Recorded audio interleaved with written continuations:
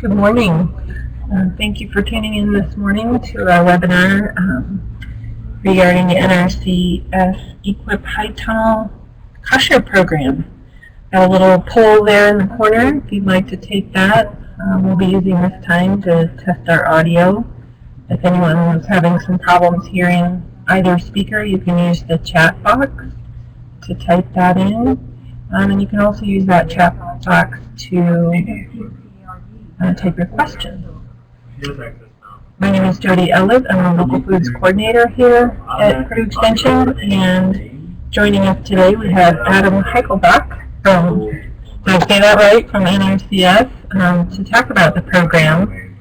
And I will let him finish introducing himself and set up his presentation. Thank you so much for joining us this morning, Adam. Oh, thank you, Jody, and thanks for appreciating.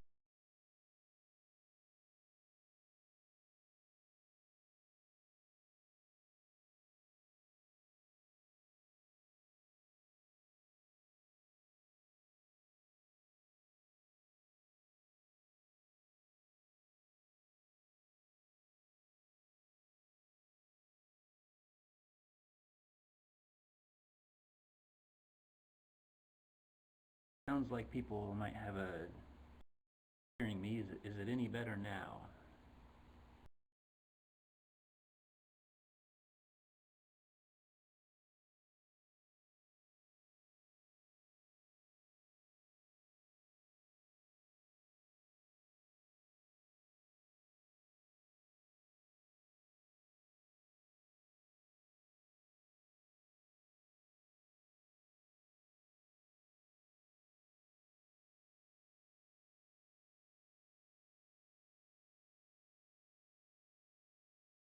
How does this sound now?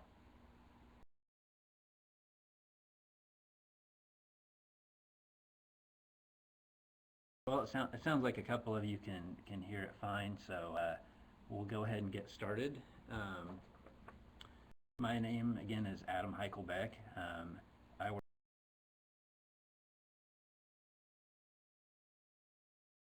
position with the NRCS is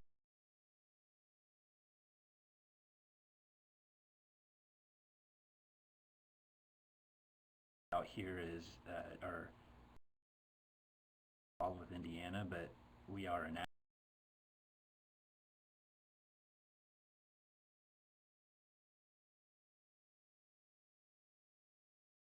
but there may be some specific topics that apply only to the Indiana EQIP.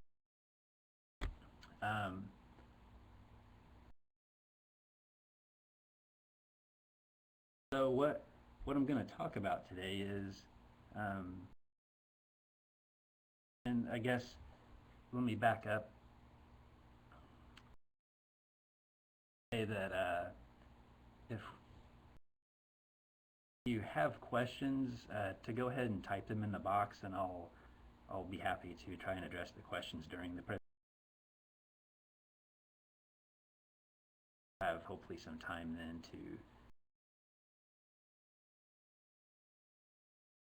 So what I want to talk about with you today is, I know the EQIP program may be new to a lot of seasonal high tunnel producers or specialty crops. So we'll spend quite a bit of time telling everyone about the EQIP program, how it works, and what you'll need to do.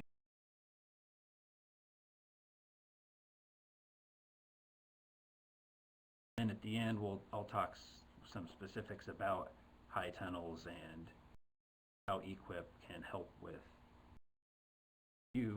purchasing a high tunnel and other conservation practices on your farm.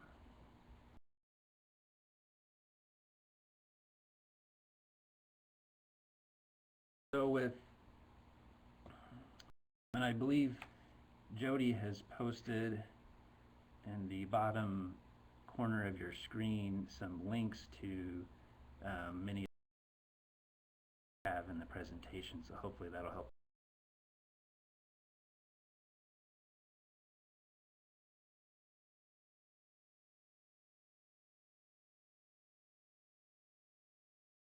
As you all may know, In 2014, the Congress passed a new farm bill, and with that, NRCS has tried to sort of revamp our efforts on getting information to our customers, and the website that you see at the bottom of this slide is sort of our new splash page to get producers, to get them the assistance they need and try to make it easier to get the assistance that they need. Generally, we've kind of broken it down into 5 steps to get assistance from NRCS, and I'll talk more about these steps in detail as we go through, but just a quick overview is to get started with NRCS, the first thing we'll help you with is planning, and what that means is we'll come out to your farm, resource concerns, and by conservation practices that can help you treat the resource concerns on your farm.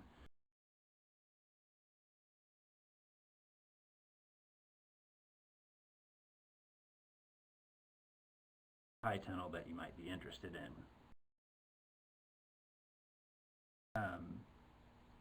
The next step, once you have a conservation plan, is you would apply for financial assistance to implement practices in the conservation plan.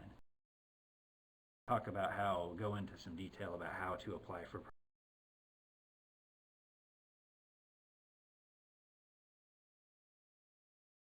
ability, which is some of the requirements that you'll need to meet to be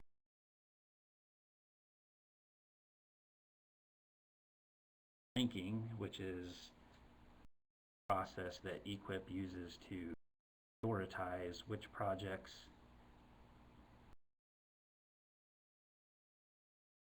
funding compared to the amount of program. Generally, we have a pretty high interest in EQIP. It's a very program with producers, and we help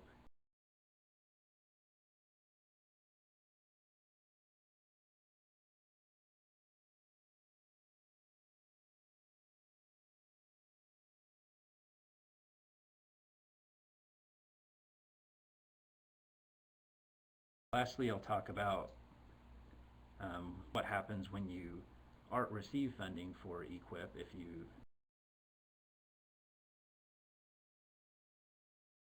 And then we'll talk about that.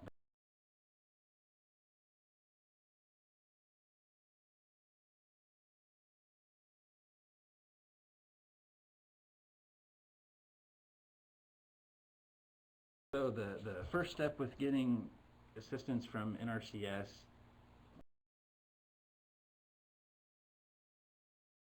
start the planning process. So NRCS provides assistance for livestock operations, conventional crops,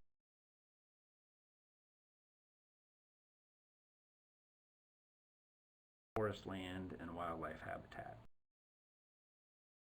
When we talk about technical assistance, that generally refers to conservation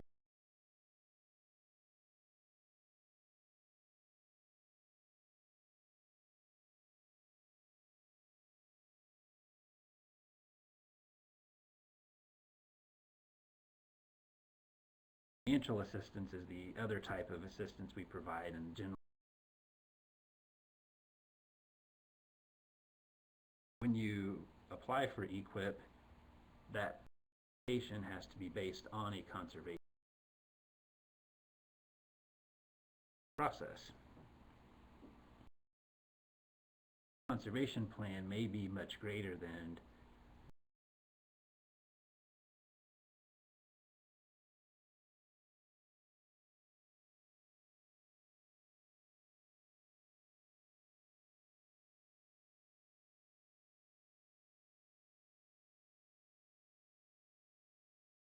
financial assistance for some practices.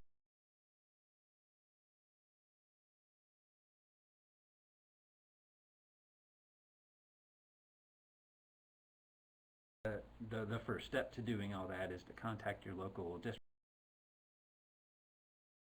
developing a conservation plan.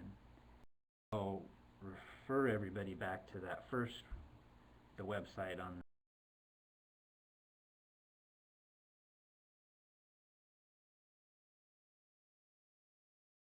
find locate your nearest local service center.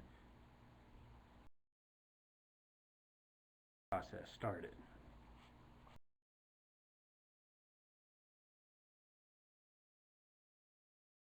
Basically, you'll work directly with your local district consultant.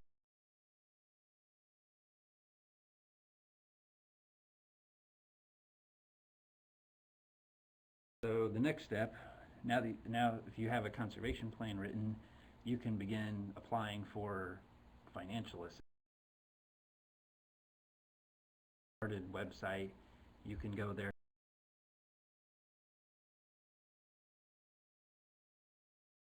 That application form is applicable.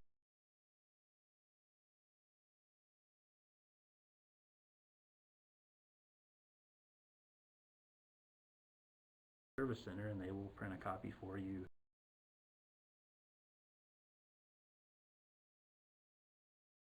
Application form is it's 2 or 3 pages, I think now, and there's a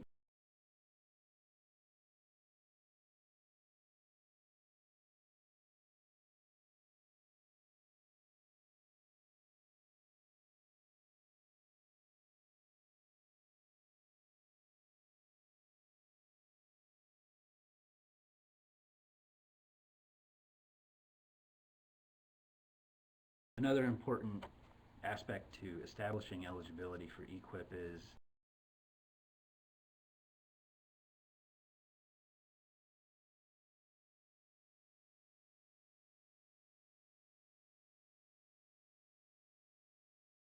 a lot of specialty crop producers are new.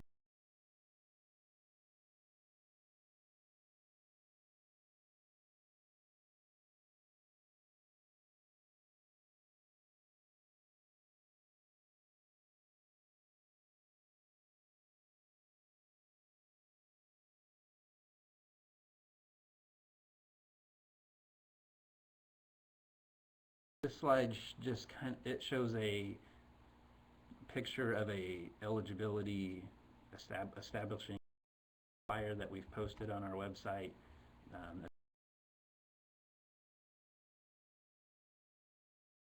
I want to just hit on a few key points for establishing eligibility once you've.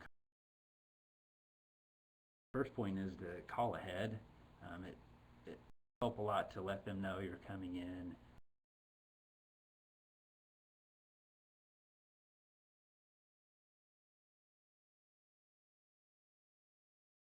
Helps them know when you're coming in the door so they there will be a few things you'll need to do that would be one-time requirements, such as getting a farm number.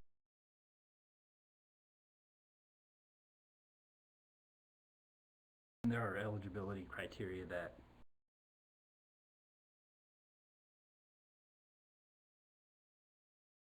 don't already have a farm number and a tract number for the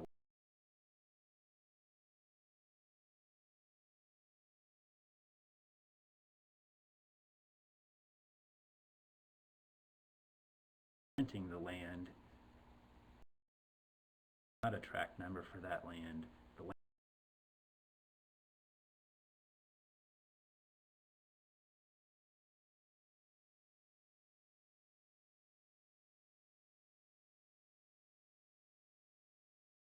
show that you have control of the land.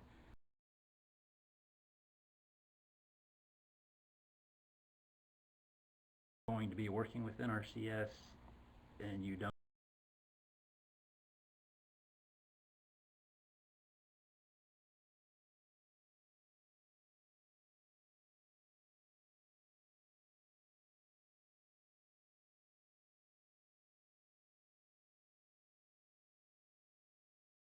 know, I'm going a little off topic of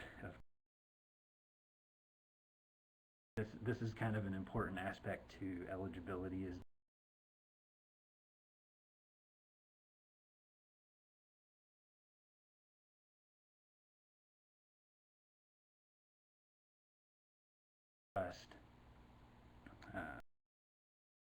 partnership, you will have to obtain what's called a DUNS number.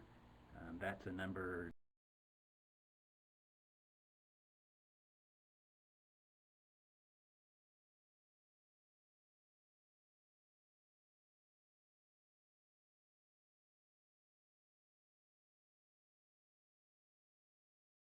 details of getting those two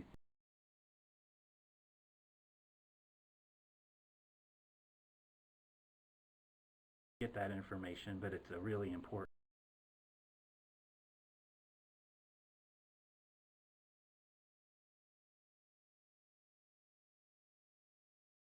requirements before we can.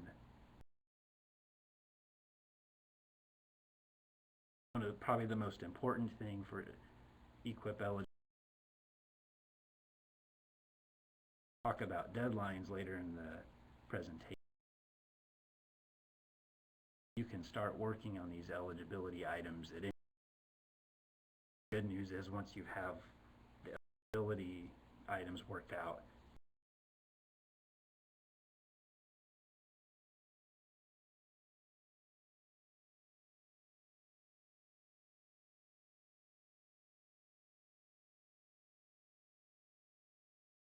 so once you've applied for the EQIP program, ranking system that determines which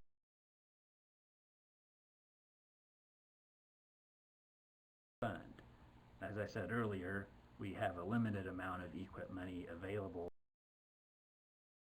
Requests we have for EQIP money. Ranking system that looks at the practices you have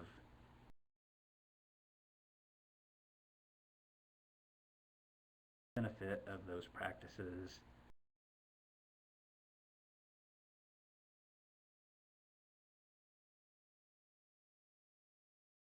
Ranking score helps prioritize the applications for,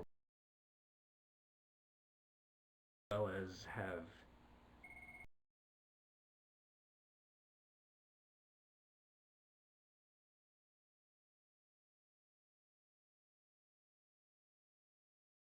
another key point to make in the ranking process is that high tunnels don't have to compete with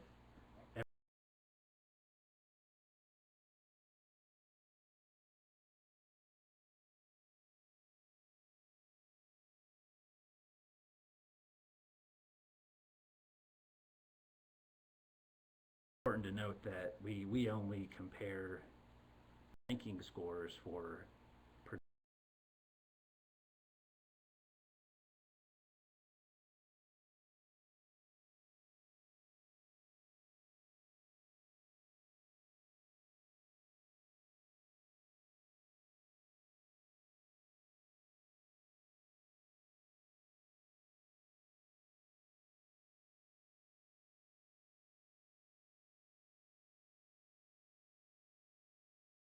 another important thing to note about the ranking system is that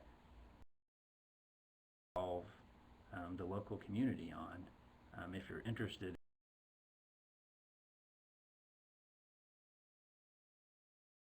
authorities in your county process, there is an annual meeting.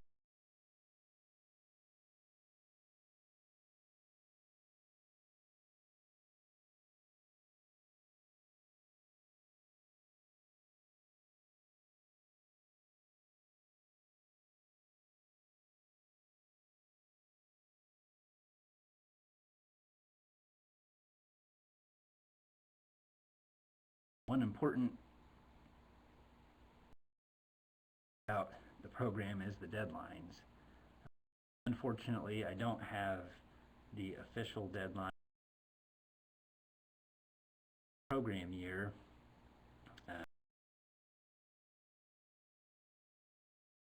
EQIP is an annual program. It's ongoing. Apply for EQIP anytime. We'll set a deadline.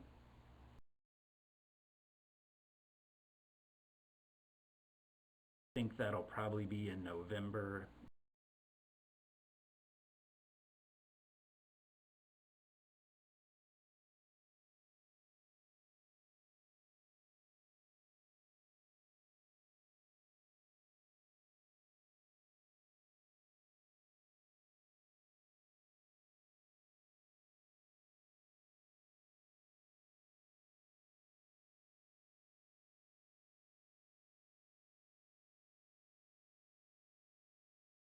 will be a public announcement made when that deadline, so keep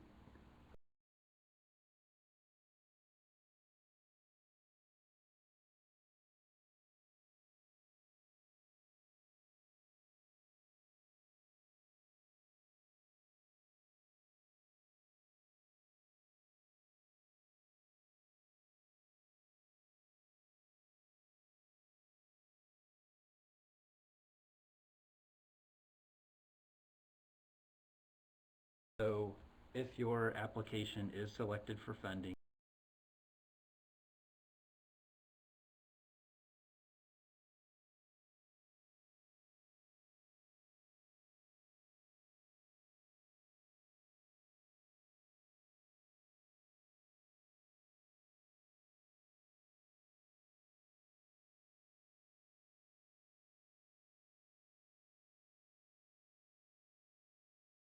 here's the slide I referenced about how to stay connected. Help people use these social networking websites about just program deadlines are, but our YouTube channel about protecting the soils on.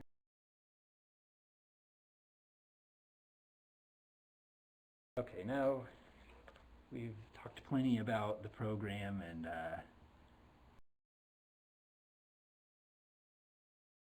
now we'll talk some specifics about seasonal high tunnels as they are. Again, most of the information here. 2015, the payment rate that we'll offer for high tunnels is $3.78 per square foot.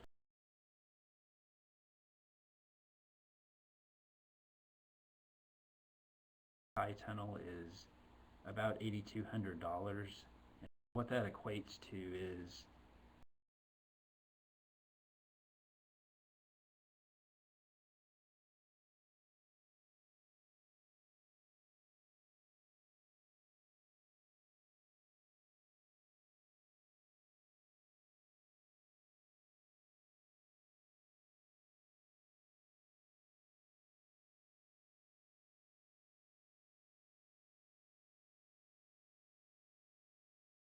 the reason we have the payment cap in place is to make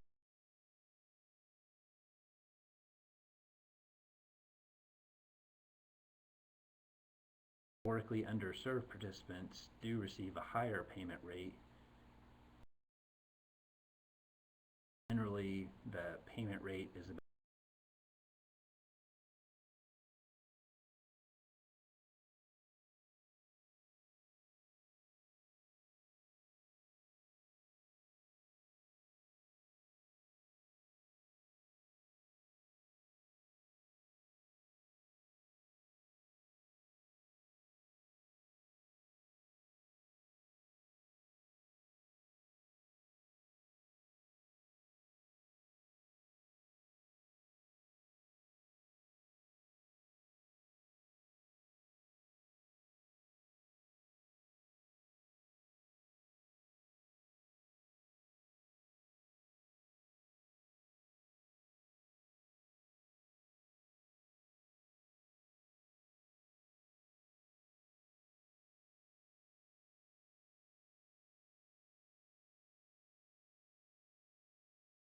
more a clear definition of all those categories is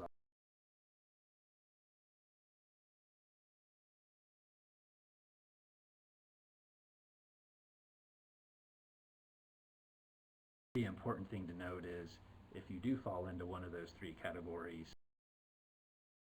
you automatically receive a higher payment rate.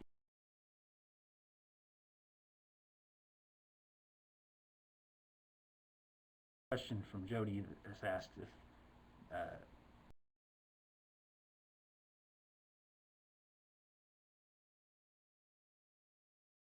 how we deal with that. Generally, we do set aside some money for historically underserved.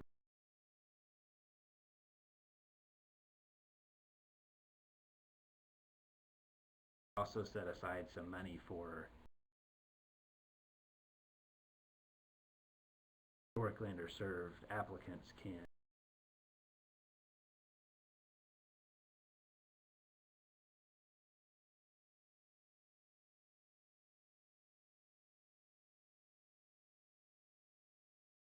Another question that came up is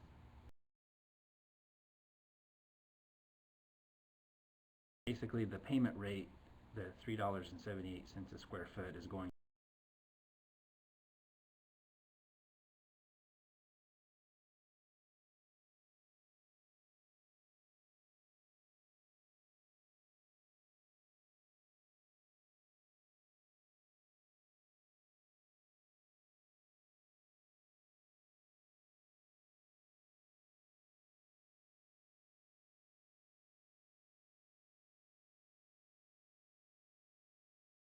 In 2014, another question that came up is about veterans.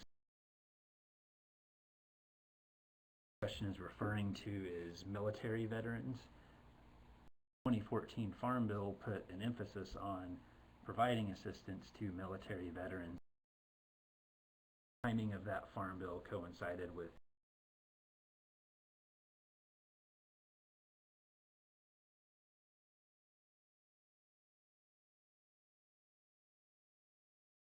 career for them to get into after they're out of the military. Veterans fall under the definition of farmer and rancher. If you are a military veteran and in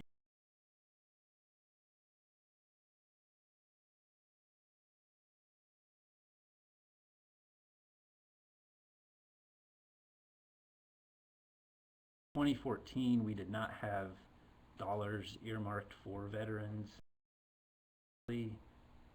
except for having some money set aside for beginning farming.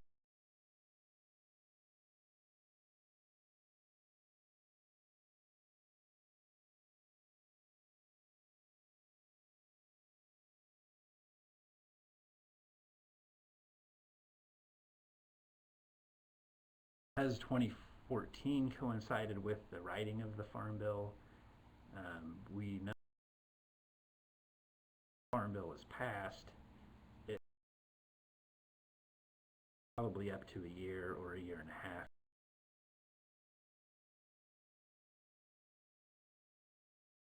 What we anticipate is in 2015 as an have more guidance on how we're going to deal with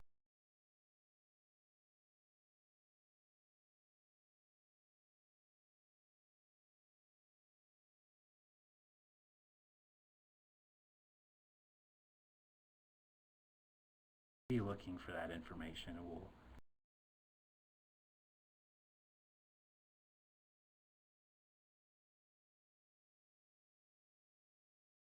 seasonal high tunnels, eligibility for high tunnels, they're only eligible on cropland as a land use. Crops grown in high tunnels must be grown in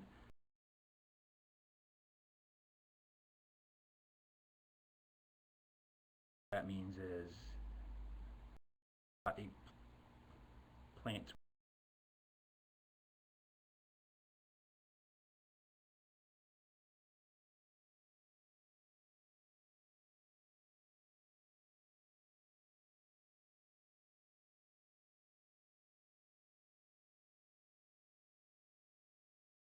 got a question about cropland. I'll get back to it. And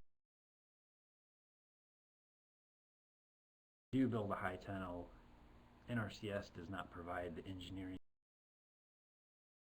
Mostly that's because the high tunnel manufacturers will provide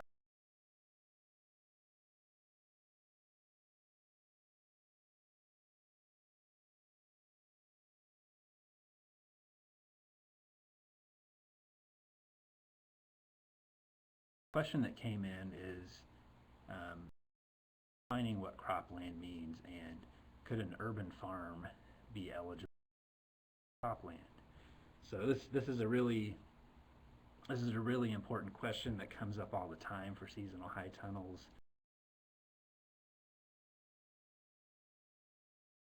So the Farm Bill rules for farmland eligibility, land means that the land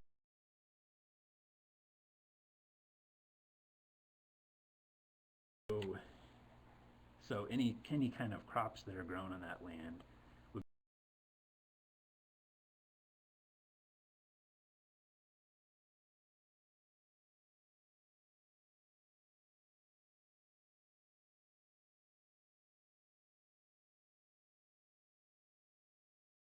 a requirement for producers to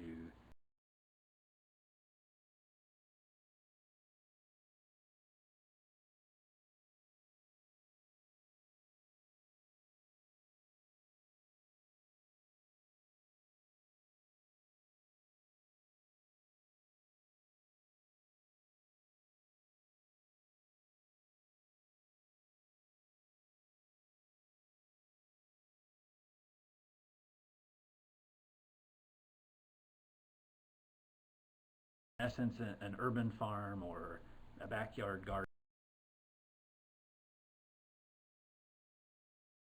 I've seen some innovative urban farming methods that I'm not sure if we've determined if it's eligible or not, but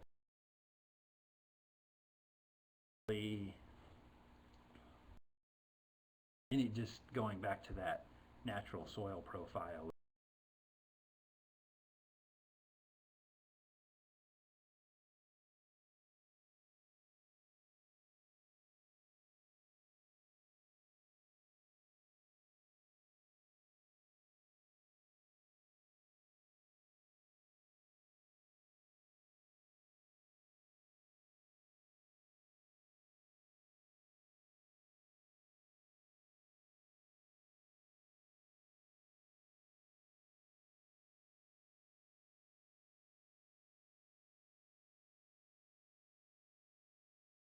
I'm getting close to the end, so we'll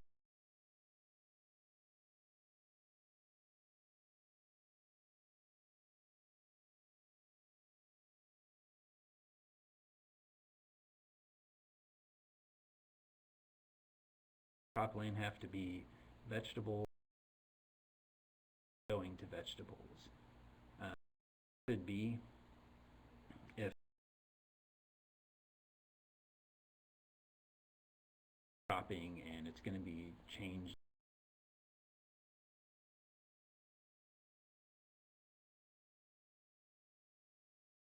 that, then yes, it would be eligible for.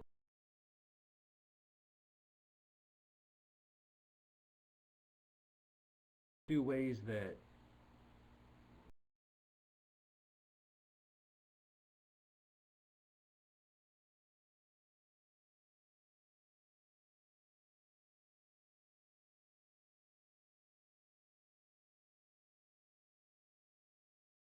EQIP works is that it's a that means is if you're approved for EQIP, you have to put forth the money,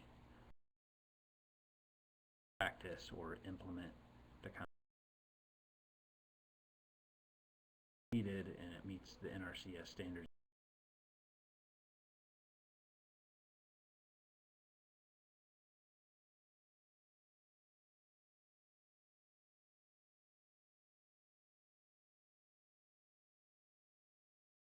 Two ways that the EQIP program helps any producer.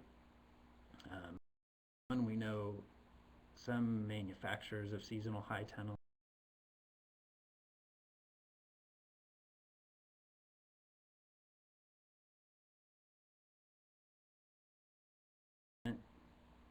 which just means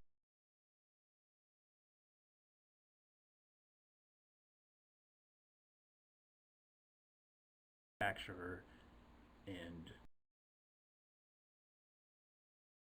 to you up front without having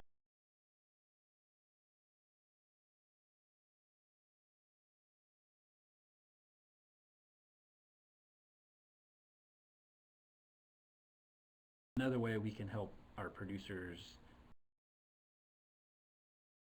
helping with that upfront cost is advance payments are only eligible for historic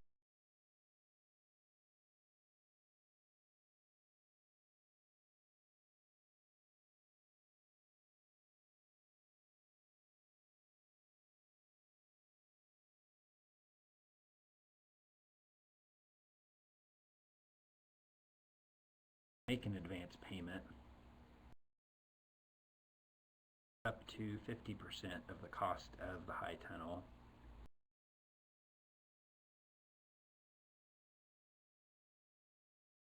$90 days to complete.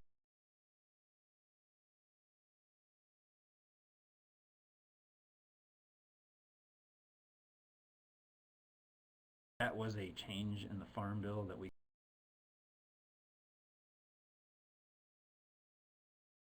previous Farm Bill was very strict.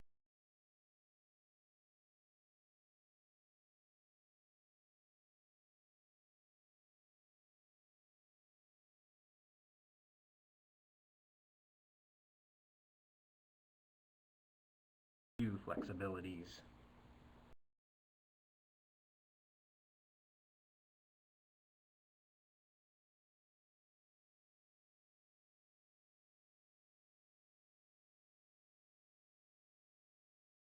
So with that, that completes everything that I had planned to cover about high tunnels. And if there are questions now, I'll bit of time left, so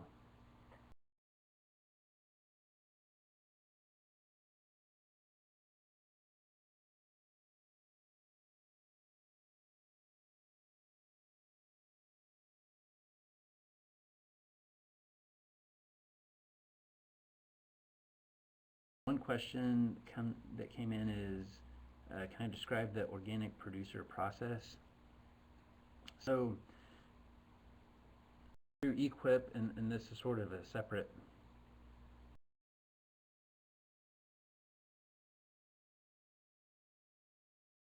EQIP has side for organic producers. Includes producers who are currently certified as organic or producers who are transitioning to being certified, and it also includes small producers who have an income threshold below $5,000 can use the term, call their produce organic without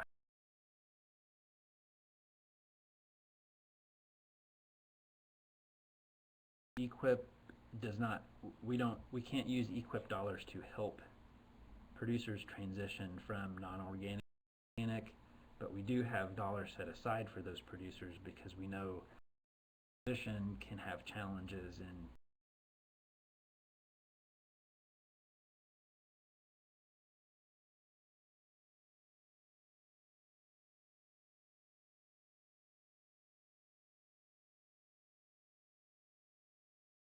so if you are interested in transitioning to organic, I believe Jody might know as much about this as I do. There are non-NRCS programs that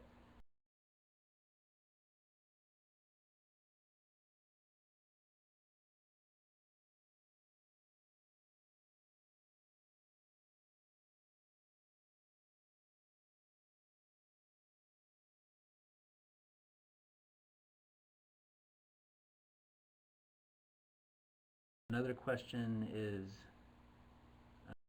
a list of quality manufacturers of high tunnels.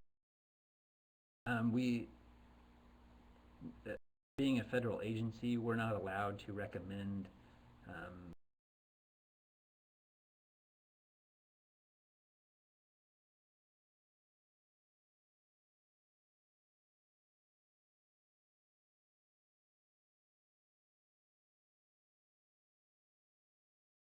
so I guess the answer to that is no. I would say that there are quite a few manufacturers out there that tunnel kits, and recommendation would be if you know of producers locally who have built them or you know of farms who have built a high tunnel near you to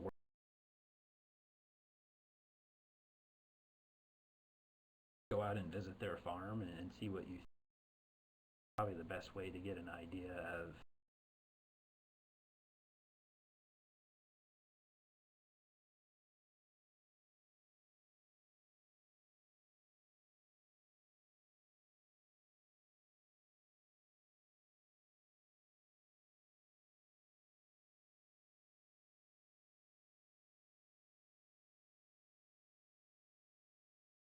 so NRCS does not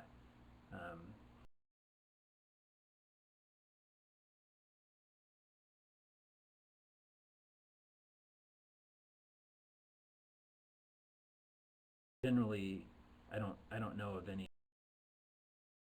any manufacturers that don't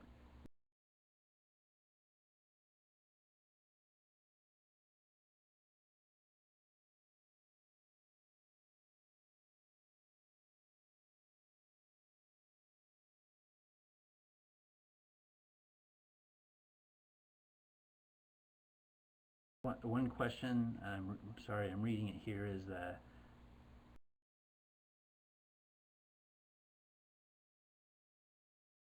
one participant in the conference was approved for a high tunnel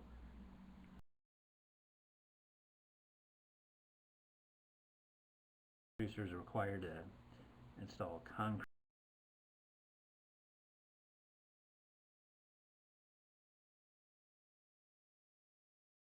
Yes, I'm not sure that I can answer that question directly, but I will say that each state in NRCS may have specific standard for any practice like high. So if state that you're applying for a high tunnel in, they may want you to install it a certain way, and generally that's going to be because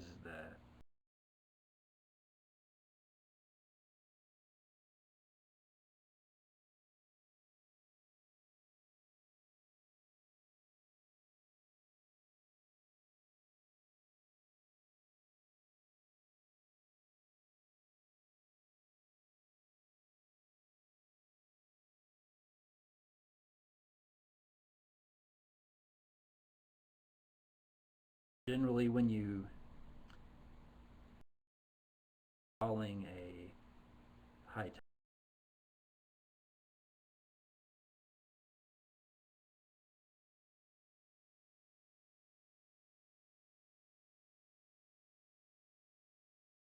so we'll share with you if you are.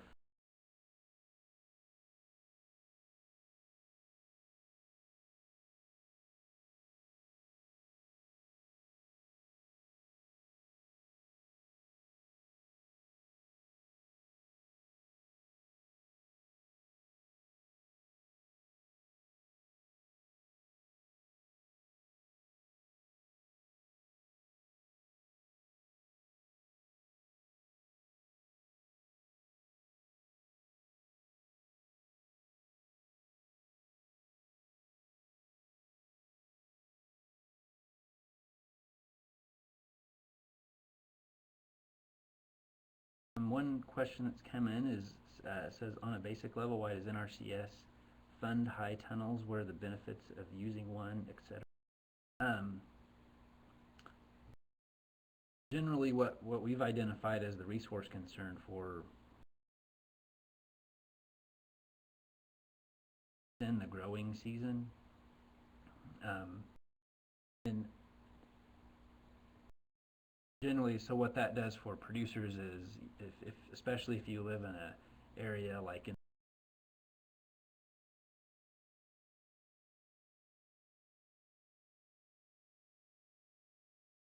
the south, so that high tunnel acts as sort of a solar blanket, so that you can continue growing crops later in the season.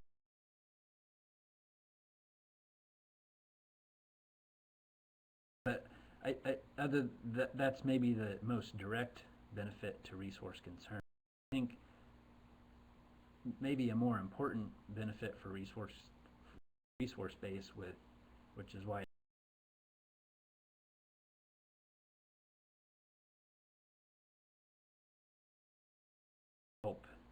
help people help the land. And while we may not addressing concerns like soil erosion,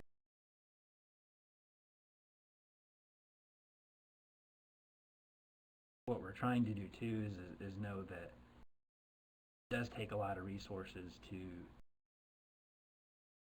part of the country or even in another transport those crops to your. We think that by capacity to grow crops at a local level will avoid the need to transport crops. And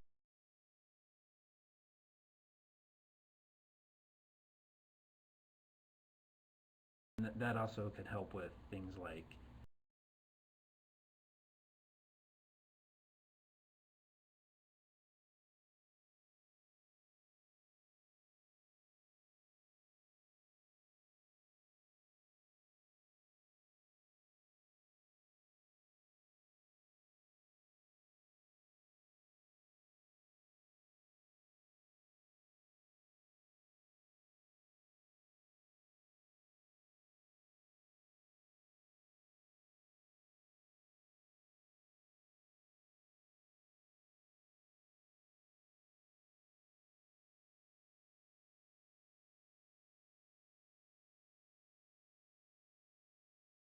one question that came in from complementary options for high tunnel that are part of EQIP. And that's a good point. So how Indiana is funding high tunnel, we don't limit producers to only signing up for or other practices identified in their.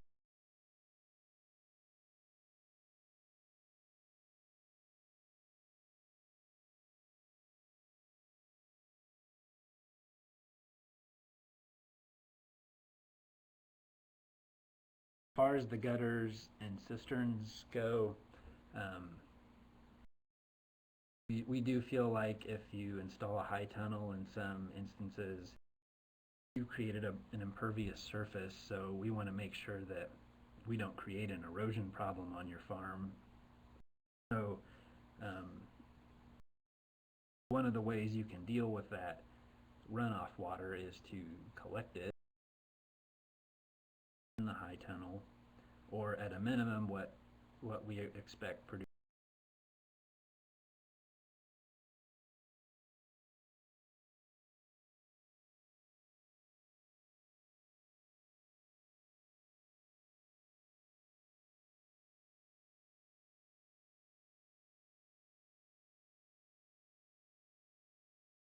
Don't believe we'll be offering assistance for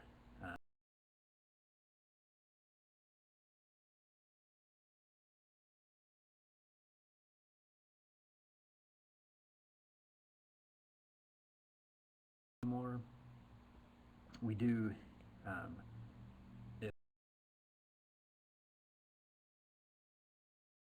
collect that water into a cistern. It's definitely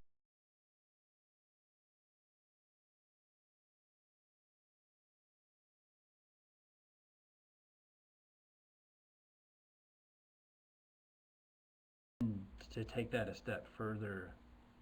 We also, one thing EQIP can't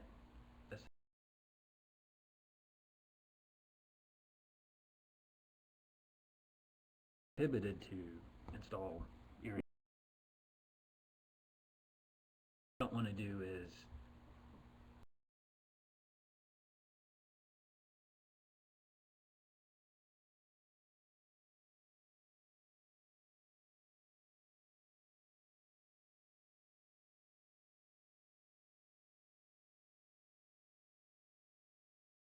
and generally when you're after you've done this when you're out on the farm.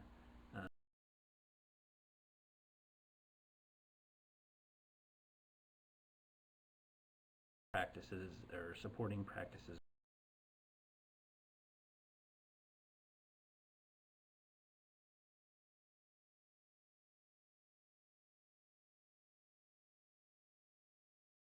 Another way to learn about some of this is through the websites below, the NRCS website.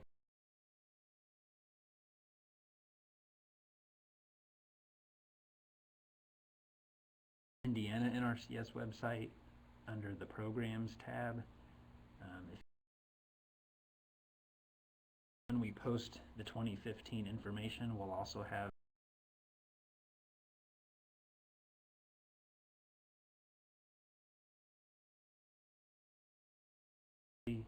but also if you're interested, another place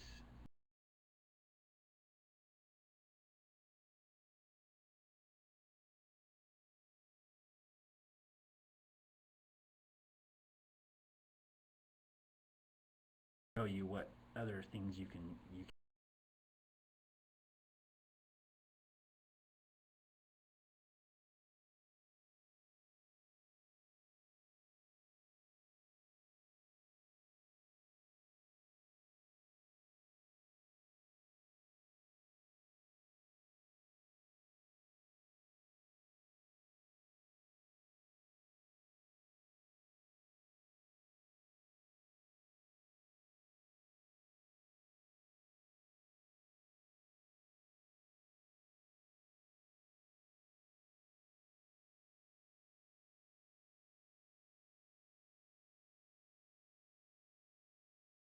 a couple more minutes for questions here.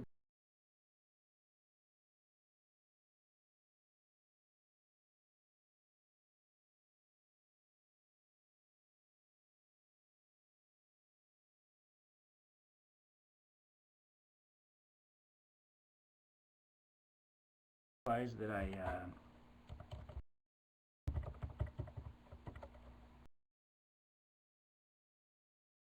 didn't include my contact information in this presentation.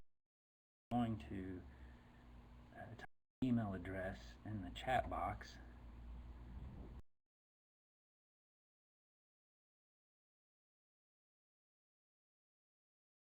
About anything in the presentation or email, and I will try.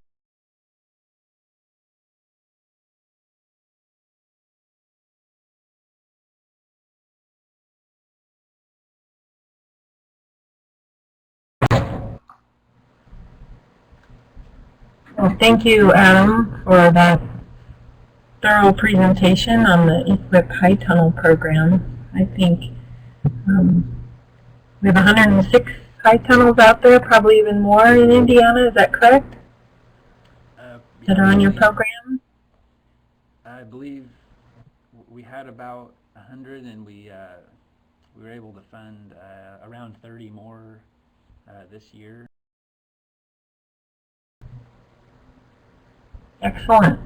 And so we're also seeing the increase in winter farmers markets and year-round online sales from farms. And I think the high tunnels really can help us move in that direction, because we do have people producing year-round and selling year-round. Or like you said, even producing for themselves. And so a grower, the first step the grower would need to do, right, is to make that appointment with their USDA service center. Yes. To get the process started. Yeah, that's probably the most important thing, is to call your local service center, or just stop in.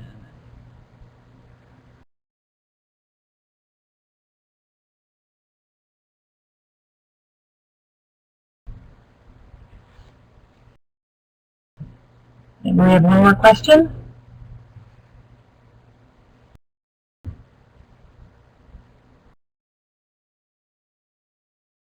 Oh no, well thank you for the audio. Audio is not always ideal.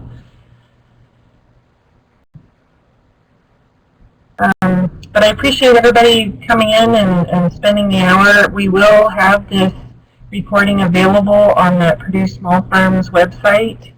There's a tab for high tunnels, so we'll download it and get it into YouTube so that it's accessible on YouTube.